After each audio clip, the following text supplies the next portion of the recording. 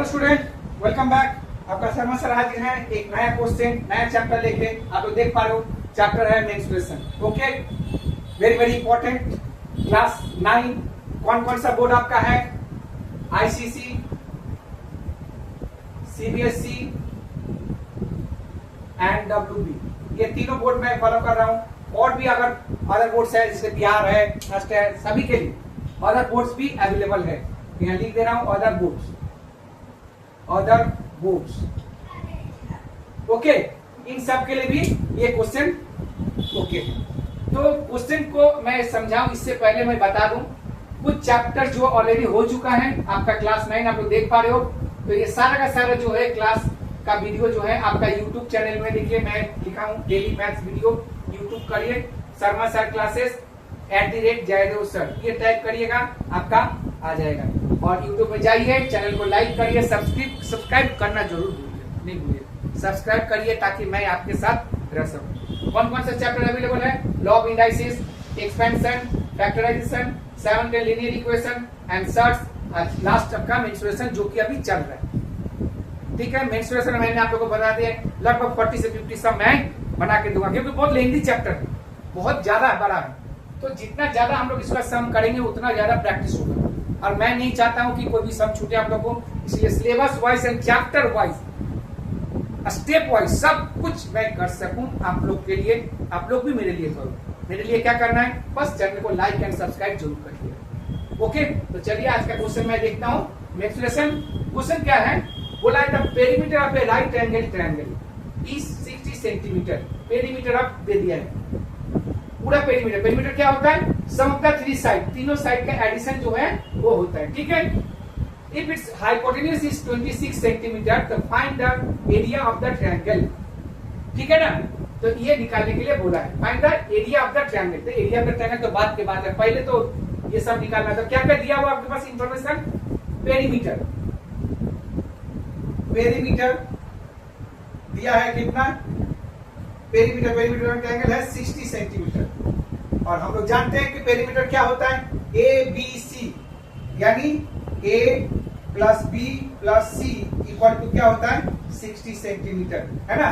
Some of the 3 side, अगर इसको अगर ए माने, इसको बी माने, इसको सी माने, ठीक है ना।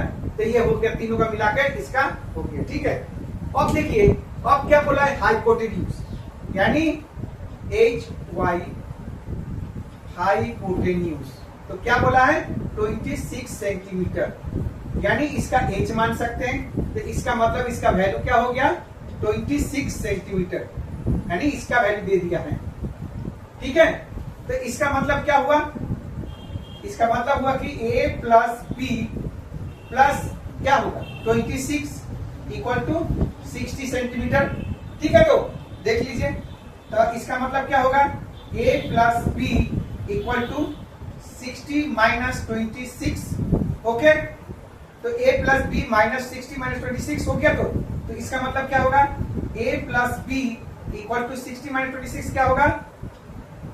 34। और a इक्वल टू क्या होगा? 34 माइनस बी। क्लियर? देखिए a का वैल्यू हो गया आपके पास 60, अब यानी h भी निकल गया आपका, और b है, b से हम लोग लेके चलते हैं। तो क्या करेंगे? देखिए नाउ बहुत आसानी से सम बनाएंगे हम लोग, एकदम टेंशन नहीं लेंगे। टेंशन लेंगे तो सम हम लोग का कैलकुलेशन नहीं हो पाएगा। तो पाइथागोरस थ्योरम क्या है? एच स्क्वायर, ब्रैकेट नहीं देते अभी ब्रैकेट देने से गड़बड़ हो जाएगा। ठीक है ना, थ्योरम पहले लिख लेते हैं। H square equal to P square plus B square, ये हो गया आपका थ्योरम। ठीक है, तो क्या होगा? एच स्क्वायर मतलब क्या होगा?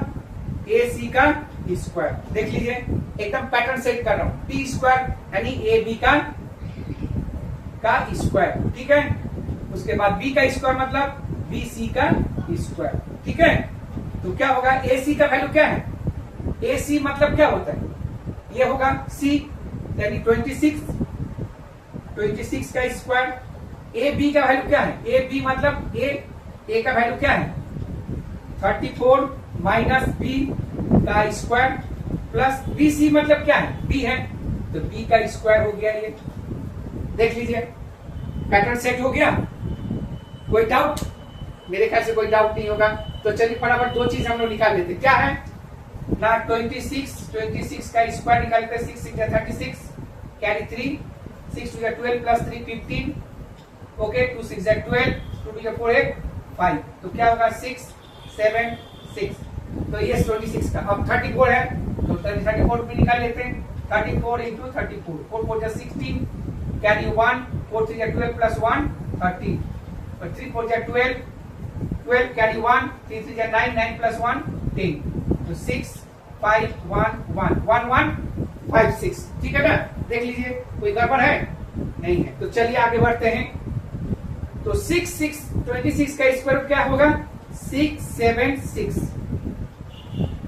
a माइनस बी का स्क्वायर होल स्क्वायर, तो क्या होगा A square minus 2 plus B square होता है ना, तो ए स्क्वायर माइनस 34 का स्क्वायर क्या होगा 1156 माइनस 2ab, तो 34 2 जा कितना होता है, कितना होता है 68, very good 68b, b plus B square, b plus B square, देख लीजिए क्लियर। तो कोई डाउट, मेरे ख्याल से डाउट नहीं होगा, ये अब उधर भेज देते हैं, ठीक है।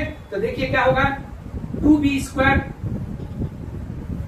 Minus 68b, okay plus 1156 minus 676, okay तो इक्वल टू क्या होगा 0।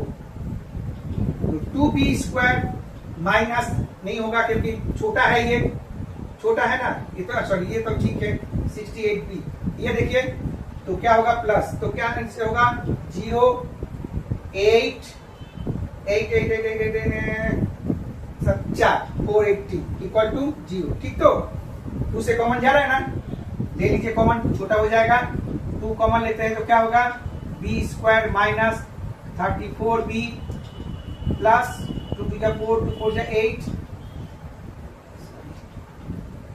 2 to the 4 2 4 8 0 इक्वल टू 0, तो क्या हो गया मेरे पास b square minus 34b plus 240 equal to 0, 24 240 मुझे लाना क्या है 34, तो क्या हो सकता है 14 इंटू 24 इंटू 10 हो सकता है, हो सकता है ना। अब 24 प्लस 10 34 होता है, देख लीजिए कैसे हो गया। तो चलिए आगे देखते हैं। तो B square minus B 24 plus 10 plus 240 equal to 0, तो क्या होगा B square minus 24b minus 10b plus 240 equal to 0, ठीक है। तो आगे क्या होगा b कॉमन ले लेंगे, तो b minus 24 minus again 10 common b minus 24 equal to 0, तो आंसर क्या हो गया एन क्वेश्चन b माइनस 24 और b minus 10 equal to 0। So b का वैल्यू क्या हो गया आपके पास, b का वैल्यू 24 और 10, देखिए दोनों पॉजिटिव में है, हम लोग दोनों लेके चल सकते हैं, ठीक है 24 भी लेके चल सकते हैं 10 भी लेके चल सकते हैं। तो b का वैल्यू आपके पास निकल गया है, तो b का वैल्यू हो गया 24, ठीक है, और a का वैल्यू आपका देखिए यहाँ पर 24 रखिए, तो a का वैल्यू अगर रखेंगे तो क्या होगा 34 माइनस 24, तो क्या होगा आपका 10, तो a का वैल्यू आपके पास क्या हो गया 10। अब a अगर अपोजिट रखेंगे तो क्या होगा, अगर 10 रखेंगे इसके पास 10 तो ये 24 हो जाएगा, लेकिन कंडीशन देखिए एक्सचेंज कर रहे हो, वैल्यू अगर एक्सचेंज कर, क्योंकि दोनों पॉजिटिव में है तो आंसर आपका सेम ही आएगा, आंसर में कोई गड़बड़ी नहीं होगा, याद रखिएगा आंसर आपका सेम आएगा, ठीक है। तो चलिए एक एक करके हम लोग बताते हैं, ठीक है ए और बी नाउ।